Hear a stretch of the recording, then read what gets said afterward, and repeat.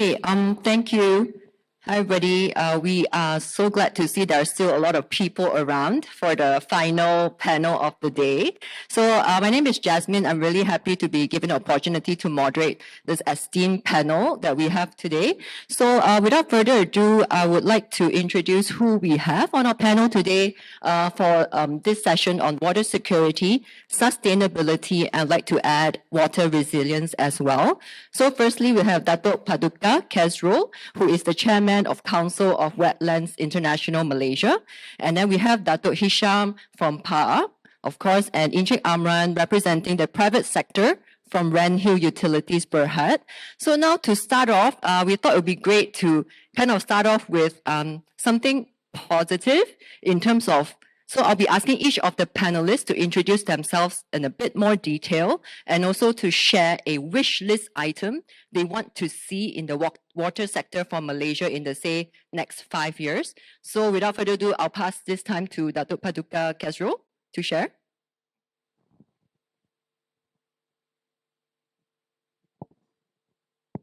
Okay. Thank you, Jasmine. And also thank you to MIDF for inviting me to share some issues on water with participants. Now, I understand you are mainly from the business sector, from industry. And I've been involved in water for the last 4 decades, which is longer than some of our young people in this room. And we have organized lots of seminars talking about water issues. And when we talk about water security, essentially we talk about 3 things.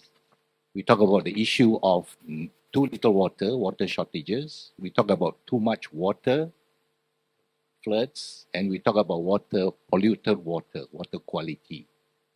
And in all of this, we don't see many people from the business community attending. And I know you all are aware of water issues, but you are aware of it from as an individual. And you think water doesn't affect your industry or your business. So I just like to highlight a little bit, because most people think water is important only if I'm manufacturing something, if I have a factory.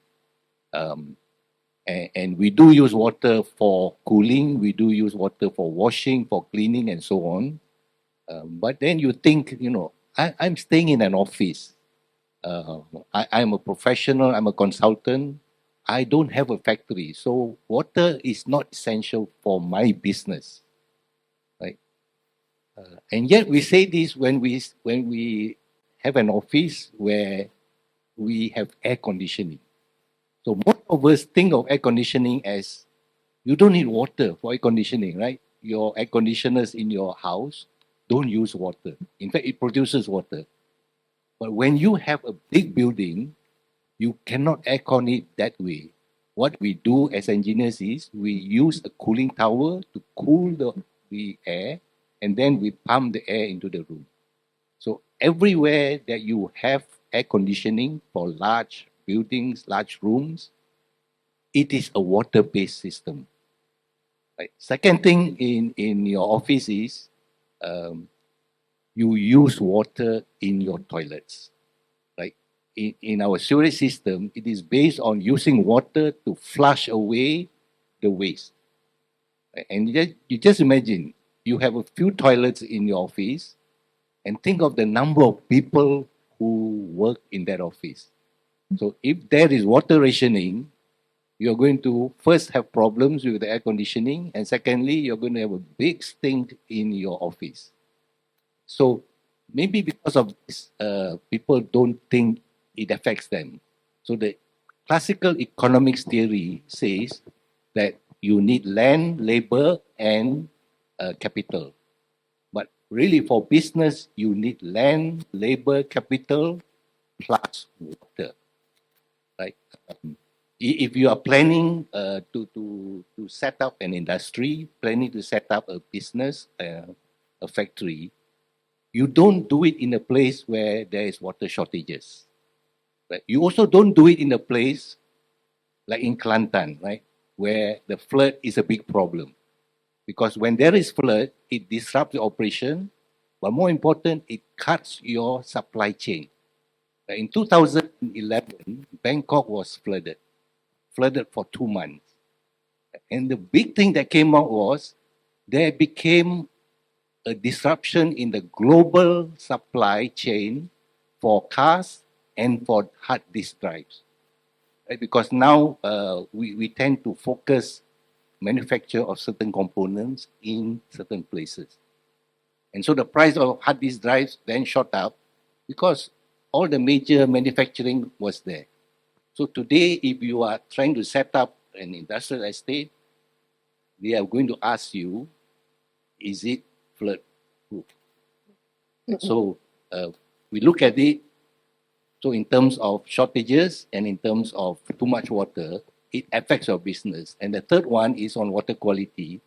And here in water quality, business becomes the offender, right? The pollution is coming from industry.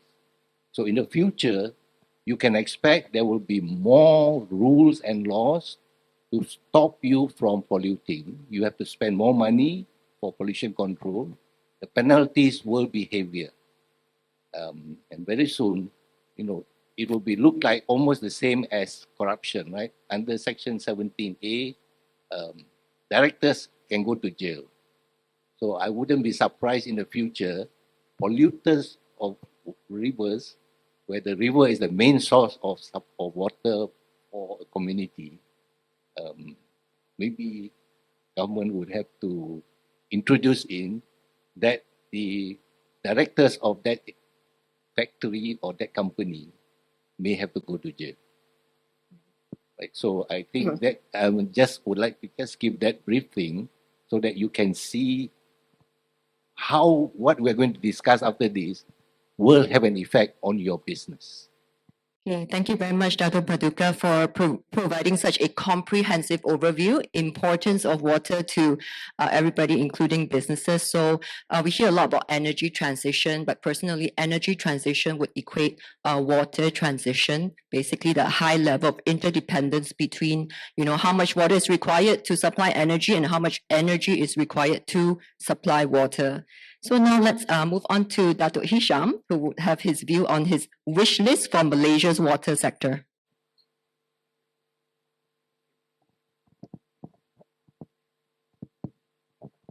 Thank you, Jasmine. When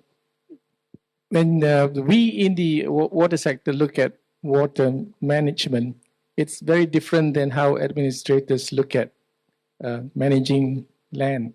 You're basically looking at districts of, say, Kluang and districts of Klang. But when it comes to water, it's not the administrative district that is the issue here. It's the catchment, in which river catchment that you are in. So if you are in Petaling or in the district of Petaling or Klang, you are basically in the Klang Valley, which is the catchment of River Klang.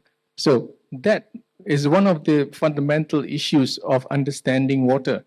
In which catchment you are in, where is your water coming from?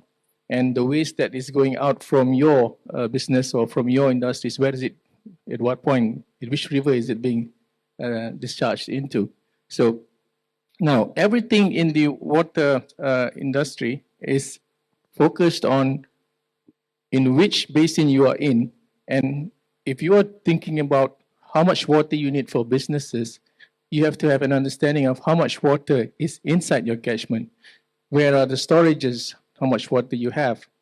Fortunately, technology these days have allowed us to manage water using a water balance system. So we inventorize water and we know how much there is. We know how much is in the rivers, in the lakes, in the dams, how much rainfall we are getting.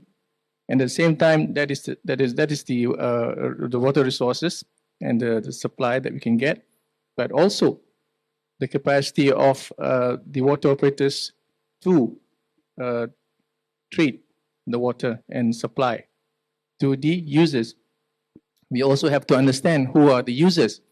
And inside a river catchment, the users are businesses, industries, domestics, and also one of the biggest users are agriculture. So understanding the dynamics of supply and demand is crucial for you as investors to consider whether your business will be sustainable. And expanding on that in this modern era, the interdependency of sectors, energy on water, water on food, the nexus, they call it, the water, food, energy nexus, is now crucial in expanding businesses and introducing new industries into a river catchment. So I will stop at that point, Jasmine.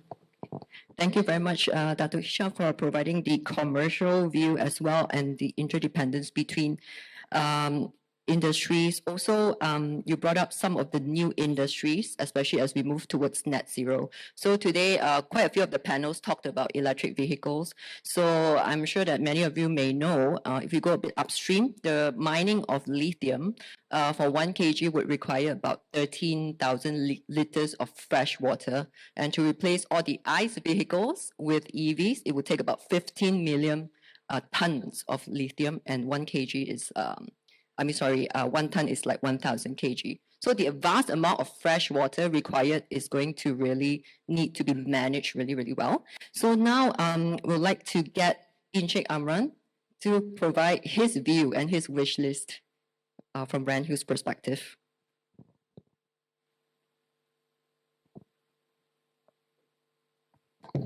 Thank you, Jasmine.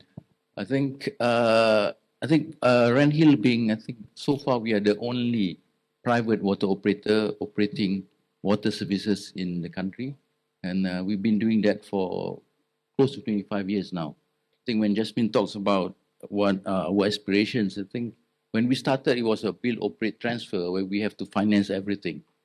And in 2006, when the government introduced Water Services Industries Act 2006, it's something that we welcome very much, because then there was the introduction of Suruhanjaya Perkhidmatan Air Negara that regulates and governs the water supply services in the country, and the introduction of PAB, Pengurusan Aset Air Berhad, that finances the water infrastructure.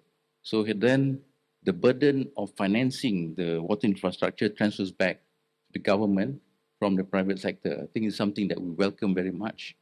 And the introduction of SPAN, actually, I think SPAN has done a great job in incorporating tariff setting mechanism to all the water operators. Unfortunately, now we have yet to see the execution of this DSM. So it's something that we think there's a positive aspect of the development in terms of water services through the introduction of WASIA with the SPAN and PAB. I think now next we need to move on to the next stage of actually implementing and executing the aspirations of WASIA as we know it. Thanks, Jasmine. Okay, thank you so much, Amran. So the execution, of course, a lot of times boils down to resources.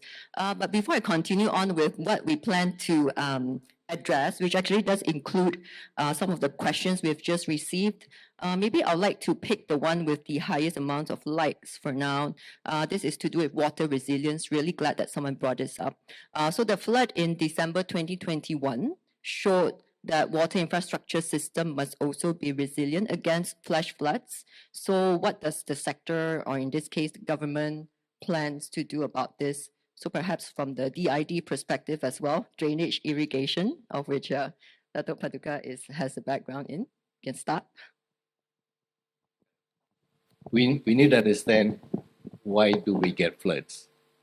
Right, so we get floods because we change the whole land use.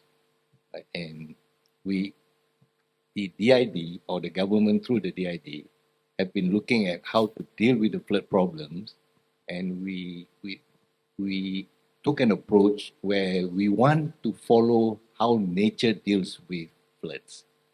Right? So when it rains, what do we see? We see the rainwater is coming in, and then part of it is actually trapped by the trees. Right? After a rain, if you go to your garden and you shake very hard a tree in your garden, you get a lot of water falling on you.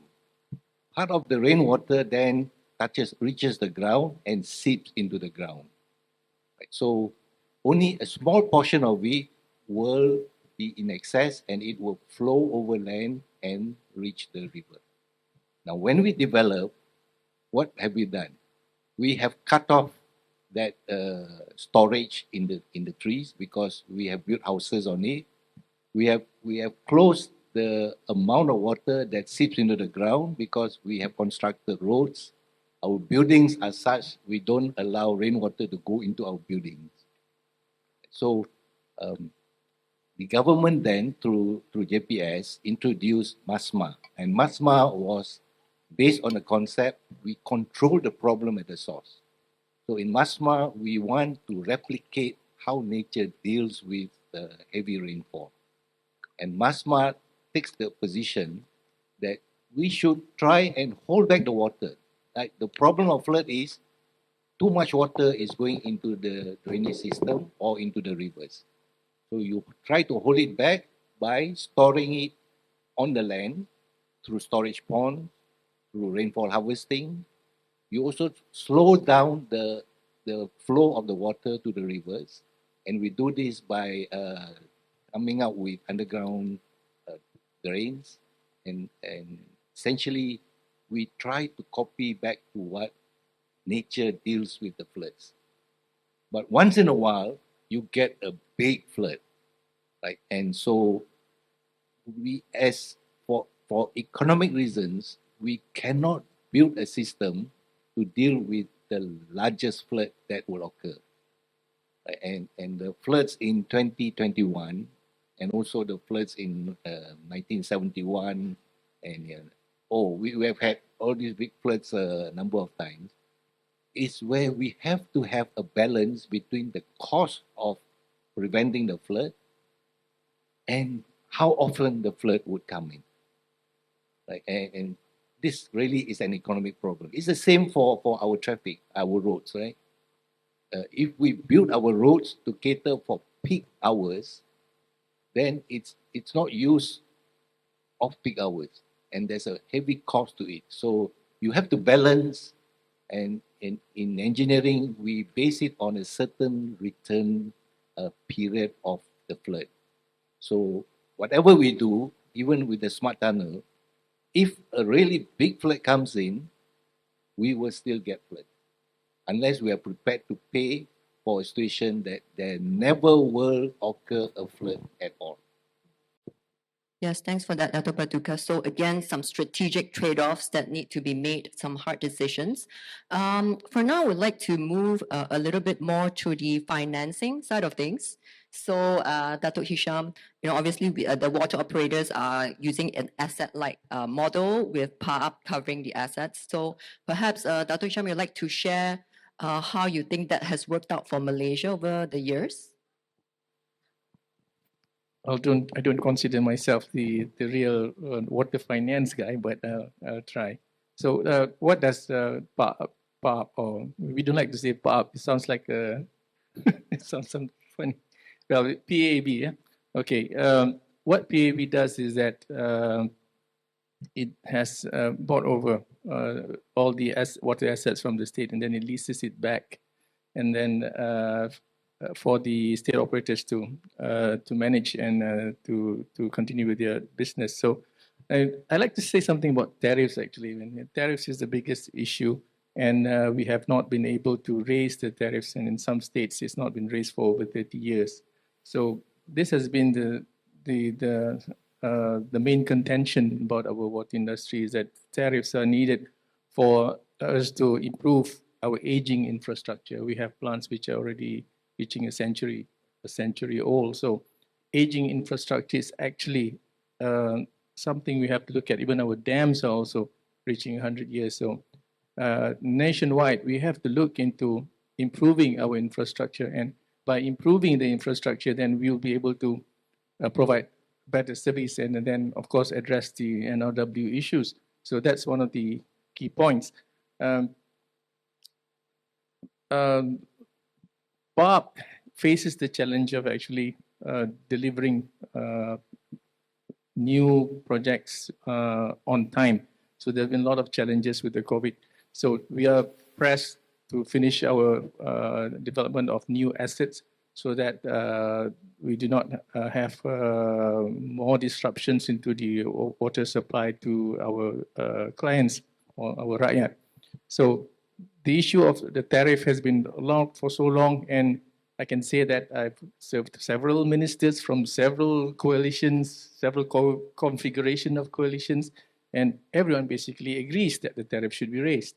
But making that final push to putting pen to paper, that is the biggest issue.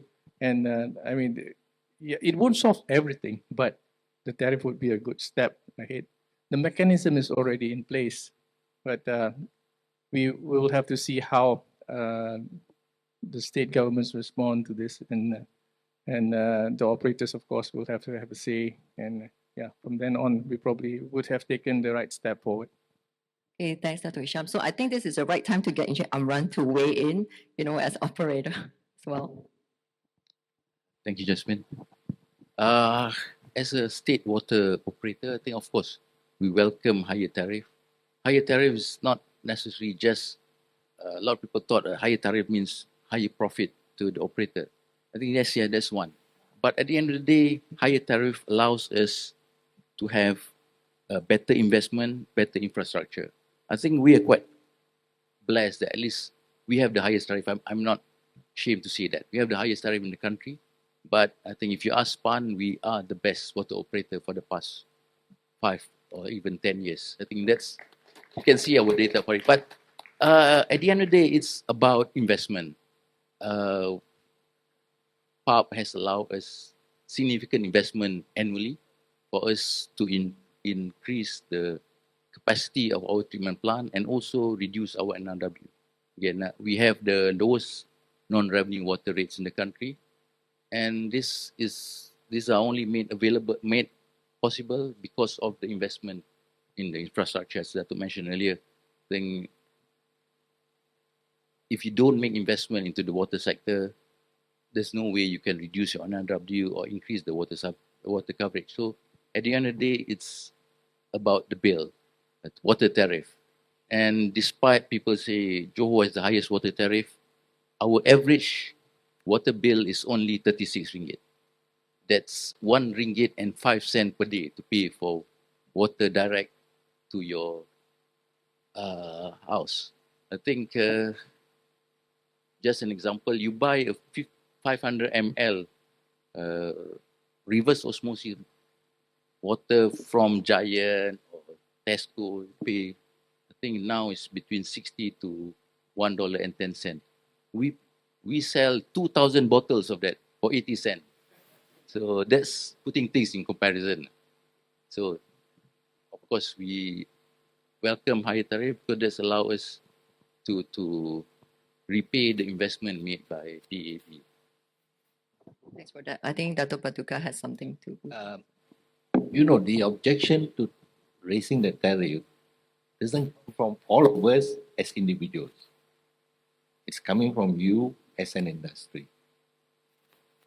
Right? Because if you were to pay the real cost, it is going to increase the cost of production very much. So actually, this reluctance to raise the tariff is not because individuals cannot pay, but it will bring a much higher cost to your production cost. So as you are coming from the business and from industry, maybe you should think about it.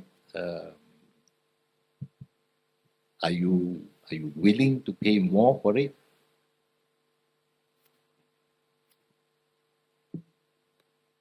Okay, thank you for weighing in on that, Dato Paduka. So, so we have received a question on more of the industry structure when it comes to the water sector. So obviously, water is a public good, and so the government is heavily involved. However, there is debate as to whether it should be privatized or not.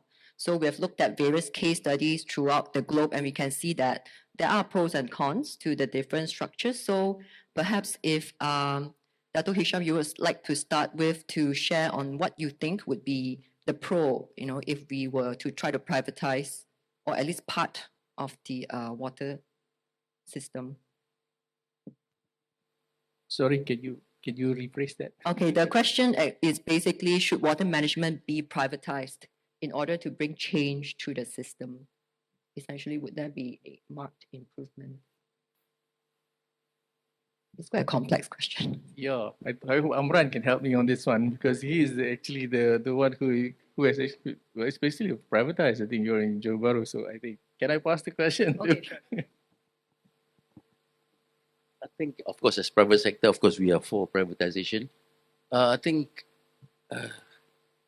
privatization in Water Services Industries Act 2006 and the creation of SPAN actually follows the Office of Water Services, Ofwat, in the UK. I think at the end of the day, it's not about the running of the water industry, whether it's run by private or public sector, but there has to be a proper regulatory framework governing the water industry. I think the introduction of SPAN allows such a framework. Unfortunately, the implementation has not been fully adopted across the industry. I think, for example, we're talking about tariff. SPAN has this tariff setting mechanism that allows for the recovery of OPEX, CAPEX, profit to the operator, as well as water charge for conservation purposes. Unfortunately, the first ban for the first 20 cubic meter that charged to the household does not even cover operating costs. So there's has to be significant number or large amount of cross subsidy between domestic and industry. I think this is something that needs to be addressed. So coming back to whether it should be privatized or not, I think whether it's owned by the state government or private sector, we need to address the framework, which is the KPIs. I think as a private operator, we have almost 40 KPIs that we have to meet every year. I think so far we have met all the KPIs. And of course, people say we have the highest tariff. Yes, we do. But we also have, like I said, one of the best service in the country. So it's not whether you're public or private, but as long as you have a KPI and abide by the KPIs, it should be good enough. yeah, thanks for highlighting performance management importance. So while we are on that, can we talk a little bit about how to make the sector a bit more in terms of attractive, right, to investors? I think we had a chat about that. Impression. Oh, okay, yeah, wait. Private sector can do privatization means we say the private sector can do it more efficiently and better. But the issues on water supply is not really that the government people are not working efficiently. It is a lack of investment. Now, when we give it to the private sector, they are able to raise, right? You raise the capital, but at the end of it, what happens? It is still the government who is guaranteeing all those things. Right? So the same government that refuses to put an allocation for improving the water supply system now says if you give it to the private sector, they can do it better. How can the private sector do it more cheaply when we are paying the private sector are drawing higher salaries? So it's, you know, I always feel we use the term without really appreciating what it means. Right? The whole concept of privatization is the private sector is more efficient, it's better. But in the case of water, it is a problem of right, putting the investment, and it is also a problem of collecting back the revenue. Right? So when we privatize, we couldn't improve that, right? Yeah, that's why I think the question does point to the fact that there are always pros and cons. So, you know, as water is a public good, as with quite a few other sectors, the government definitely needs to be involved. Right structure needs to be in place before the private sector can play part of the value chain well, usually not the entire value chain. So maybe then we can move on to the question on investors, you know, in the sector. Yeah, I see in the water sector there is room for investment into technology because we know that there are technologies out there who can improve our management of water. I mean, for for instance, this is the age of IR 4.0, and whereby Internet of Things and all that, and there are equipments, there are instrumentations which are needed. Now we have actually not yet optimized on instrumentation. So instrumentation is essential for us to monitor, and from monitoring we get better enforcement. So it's all related. And speaking of enforcement, that appears in every conference, every seminar that I've attended regarding what is the problem with the water services, with water supply. It's because of contamination of rivers. I think there's a question on that as well.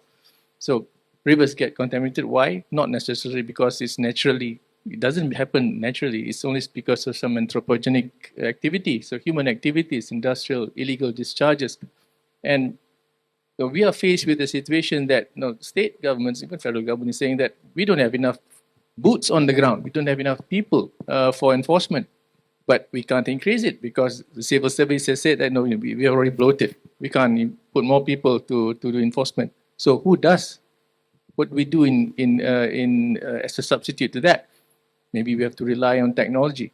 And to rely on technology, then instrumentation is going to play a major part of it.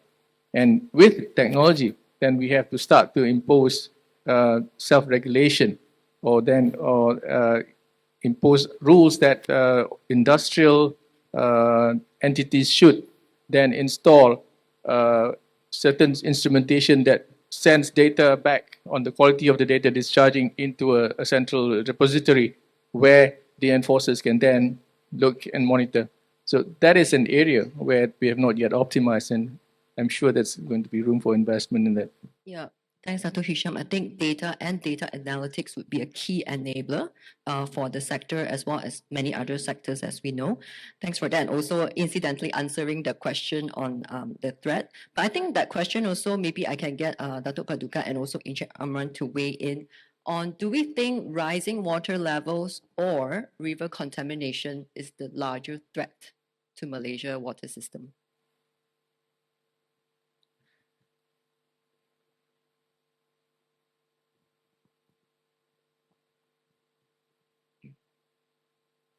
Think rising water level is coming from climate change. Estimates show that the rise in sea level can be up to 2 meters. Contamination of water is from our own activities. Right? So between the two, it's easier to solve the problem getting good quality water than to try to make the sea not rise. Encik Amran, anything to add? Yes, actually talking about contamination, I agree with Dato Keizrul on this. I think one of the things that we need to address is enforcement.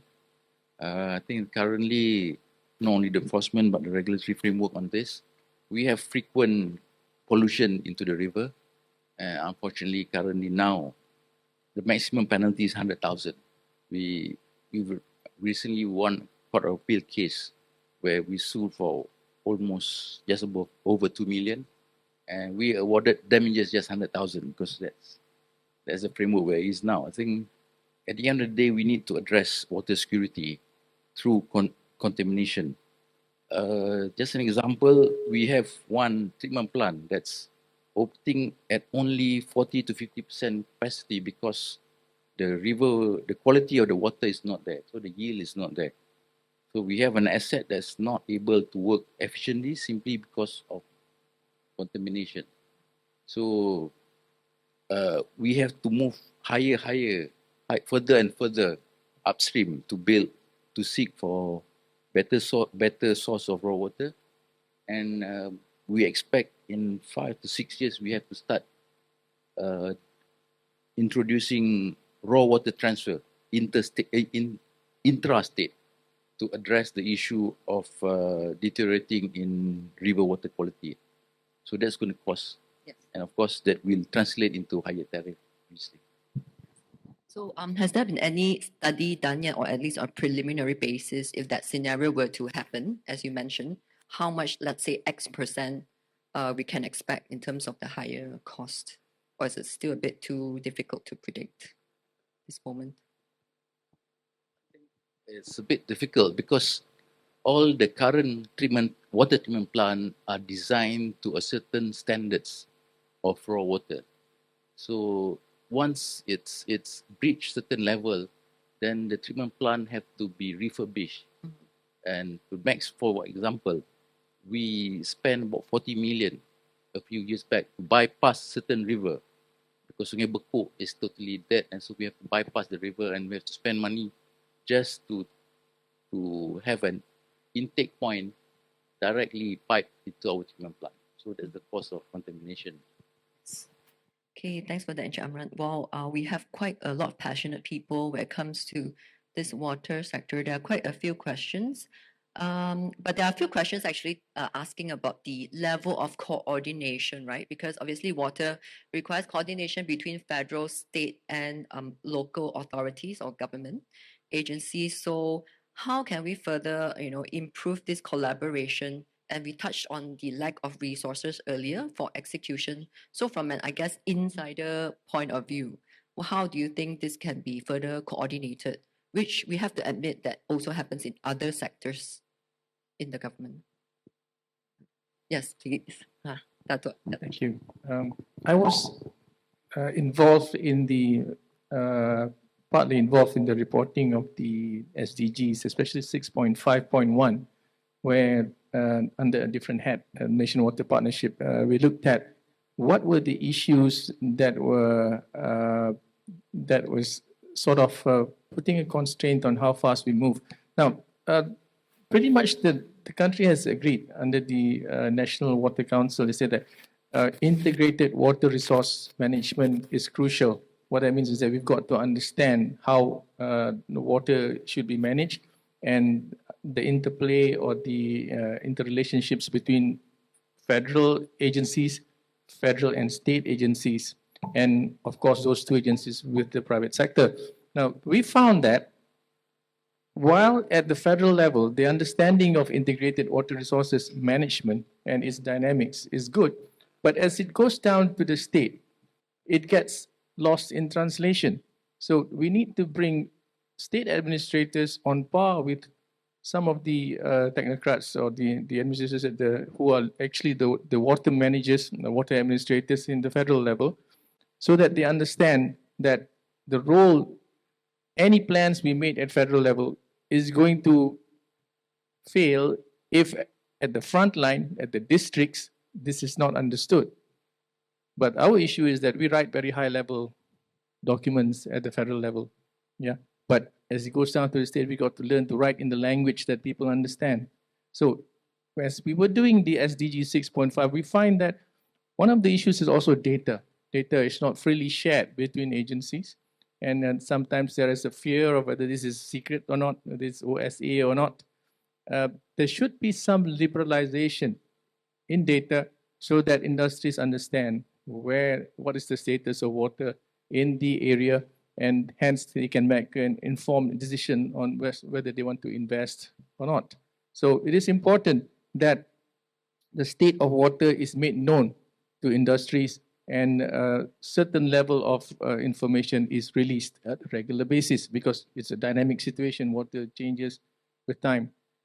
Some of the programs that the government has done, like the National Water Balance System that looks at water balance into crucial river basins, would help. And as more studies are being published, this information should be made available. And we are at the in the Malaysian Water Partnership, our agenda is actually to create courses and modules for administrators. So from a technical viewpoint, we know what we need to do, but we need to then bring this to the administrators down to the district level so that they understand what this is all about and how it should be executed. That's our challenge actually, bringing information down to the front line. Thank you, Dato Hisham. So communication is key. Also, clear policies on data sharing, data analytics to enable better decision making. So far we have covered things like role of data and analytics, financing needs for the water sector, water and environment, looking at contamination. I was wondering if we could have a quick question, since there is a lot of talk on we have to be using renewable energy as we move forward in the energy transition. So for example, hydrogen, right? There's a lot of talk about producing hydrogen, which obviously requires water. And if you want to produce green hydrogen, you would need to have it powered by clean energy. So wondering if anyone on the panel would like to share their thoughts first. Maybe Dato Paduka.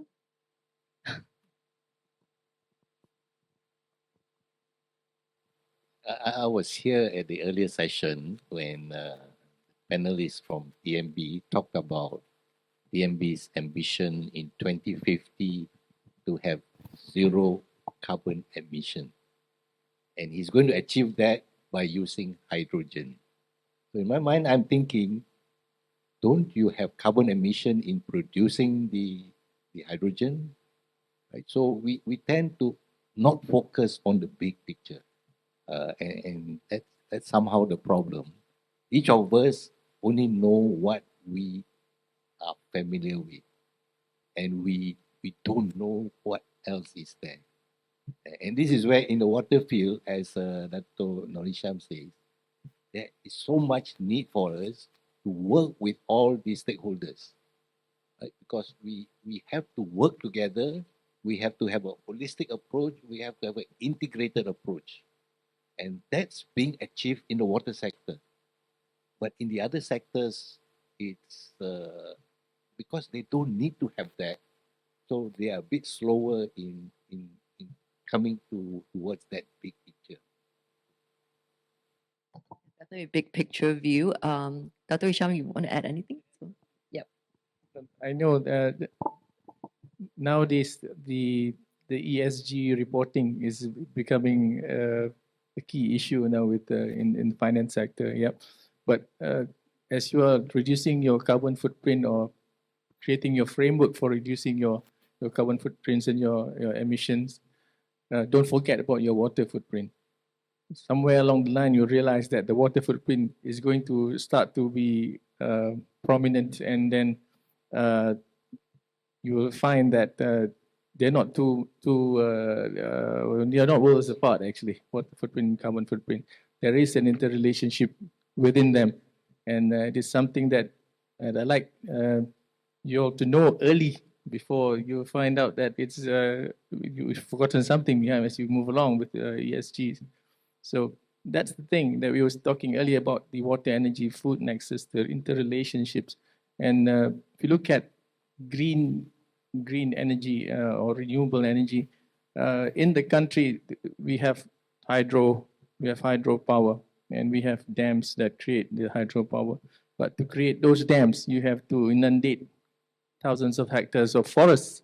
So there is always something that is on the other side of something which is good. And we may have to look into wind energy, but the winds around our country is not that strong. It's all very gusty. So we don't have a consistent 90 kilometer per hour wind blowing across our sea surfaces to generate that kind of wind energy. So there are limitations to renewable energy, but what is more important is looking at the trade-offs that we have to make when we go for one particular type. So again, the nexus between energy and water. And we'll talk about food. Maybe if we have time. Food is another totally different thing. Yes. It takes up 60% of our water resources. So it's a huge part of our water going into agriculture. And maybe we'll need another hour or two for that. Oh, yes, we just got a reminder about the time. So actually, there are still a few questions. Perhaps some of these questions can be addressed after the session. And we'd like to use the last 5 minutes because we have spoke about the problems, some of the opportunities. So let's hear from each of our panelists, right? What they think is the positive thing that has happened in the Malaysian water sector in the last maybe 3 to 5 years. We'll start with Encik Amran this time. Thank you very much. I think one of the most promising reduction is the establishment of WASIA, Water Services Industries Act. I think that provides a more transparent and structured approach to not just tariff setting mechanism, but also addressing the responsibility of water between state and federal, and also the establishment of PAB and financing. However, since this is a financial institution-led conference, I think as water operator, one of our key aspiration is for the industry to come up with a longer term financing. We're not talking about 20, 25 years, probably 60, 50 years. The assets that are being built by PAB last for 60, 70, 80 years.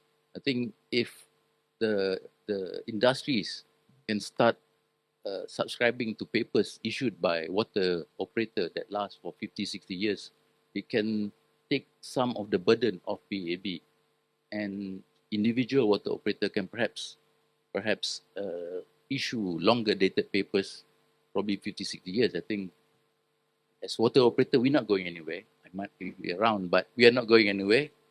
This is more or less a monopolistic. I'm not supposed to say it's monopolistic, but we are a monopoly. And at the end of the day, it's about trusting the infrastructure. I think it will be a 50-year bond will be to construct infrastructure, water infrastructure that lasts for 60 over 100 years. So that's one of our aspiration. I think it has been for the past 10 years to actually have a more mature financial sector that address the water infrastructure. Thank you. Thank you very much, Amran. Maybe now we'll get to Dato Hisham. Share your thoughts.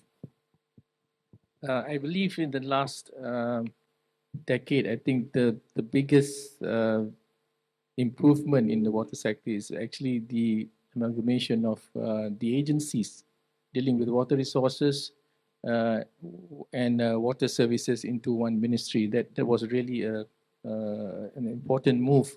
And in the past, they were all very fragmented in all sense. They're working within their little, for one of a better word, silos. It's cliche now, but I hate to use it, but yeah, they were all working silos. Now they are under one ministry.